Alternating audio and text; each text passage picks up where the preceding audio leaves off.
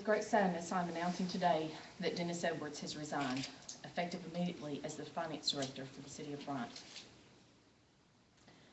I have not been pleased with the operation of the Finance Department for the City of Bryant since I took office until this fall when I hired Mr. Edwards.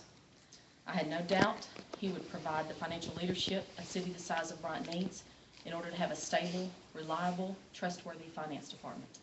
I had the utmost confidence in his ability to advise me, the council, and the department heads as we all work together to best meet the needs of the city and plan for our future. Mr. Edwards was leading the financial team out of the woods following a poorly executed software platform change and multiple errors. He made it very clear to me and the council that he would not render any financial reports for 2013 until he and his team had the opportunity to reconcile, review, correct, and produce reports that were an exact depiction of what took place in every single department throughout 2013. During Mr. Edwards' first 3 weeks on the job, some members of council continued to issue a barrage of FOIA requests on his department, hindering the department's ability to function, and he pleaded with them to cease and desist these unnecessary and cumbersome requests, to allow him time to get his arms around what needed to be done to render sound financial reports, as well as prepare a budget proposal for 2014. Mr. Edwards continued to update them at regular meetings as to his progress and findings, and met with them as they often requested. Council members continued to pummel him with more questions, and got you rumors began to surface last week. The unrelenting determination of a few council members to cast a negative political spotlight on me continues to catch good employees like Dennis Edwards in the crosshairs, who cannot reconcile their desire to serve with the compromising of their reputations and personal integrity. Rather than endure such losses, they leave public service, and cities like Bryant are the worst for it.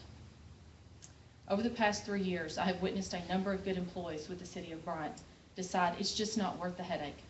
Employees have been harassed, called continually at work, and sometimes at home and after hours by council members, embarrassed publicly at meetings, and forced to face the press following allegations by council members. The loss of any good employee for such trivial reasons is shameful, but to lose someone of Mr. Edwards' integrity, dedication, and competence is an outrage. He left the city in better shape than he found it. I would hire him back immediately on a permanent basis without hesitation. I would be grateful if he remained until a replacement could be found. While he may not be open to either of these possibilities, I intend to approach him and ask him to reconsider his decision. My responsibility to the citizens of Bryant is the same as it was yesterday and will be tomorrow, is to continue to move the city forward. In light of this setback, I have contacted 3 major accounting firms that contract with municipalities and asked for their assistance in finalizing the financial statements for 2013 and to assist our council in passing a budget before the February 1st deadline. Each firm is currently checking their availability and resources and that they will have available to help us on such short notice. The Finance Department staff that Mr. Edwards leaves behind has my unconditional support, and I pledge to them that I will do my level best to either encourage Mr. Edwards to return or secure them a director that will continue to lead them as well as Mr. Edwards did. I wish only the very best to Mr. Edwards and his family and thank him for his service. I would also take this opportunity to thank the people of Bryant for your continued support and confidence you have placed in me. I will always put you first. Thank you.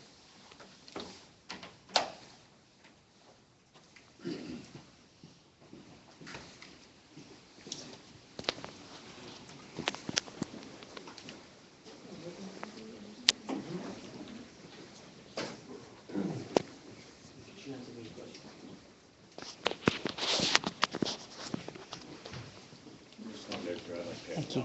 Okay.